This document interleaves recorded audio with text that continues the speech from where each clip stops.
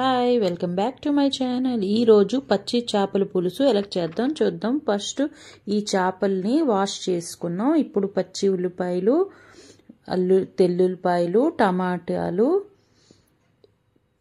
ఇంకా పచ్చి కారం, పసుపు, ఉప్పు కలిపేసుకొని 1 అవర్ పెట్టేసుకోవాలి.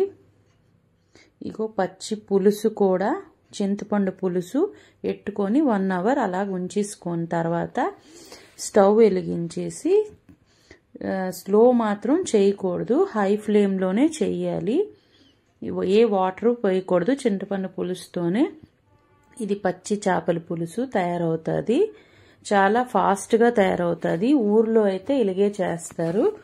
చిన్న చిన్న పల్లెటూరుల్లోని ముందైతే ఇలాగే ఉండేవారు. ఇప్పుడు కదా ఫ్రై చేసి వండుకుంటున్నాం. ఒక్కసారి ఇలా ట్రై చేయండి, చాలా టేస్ట్గా ఉంటుంది. తో ఇలాగ ఎవరైనా తింటే నాకు తప్పకుండా కమెంట్స్ చేయండి. చూడండి ఎంత ఫాస్ట్గా అయిపోయిందో. 5 నిమిషాల్లో ఈ చేపల కూర రెడీ అయిపోతుంది. పచ్చి చేపల పులుసు కూర. దాని తర్వాత ఉడికిపోయింది కదండి. ఇప్పుడు మనం ధనియా పత్తా వేసుకుందాం. వేసుకొని అస్సలు కలపకూడదు, ఒక్కసారే కలపాలి. కలుపుకుంటా అలాగే హై ఫ్లేమ్లోనే మనం ఉడికించుకోవాలి. ఓకే ఫ్రెండ్స్, నా వీడియో కానీ నచ్చితే నాకు లైక్, కమెంట్, షేర్ తప్పకుండా చేయండి. బాయ్.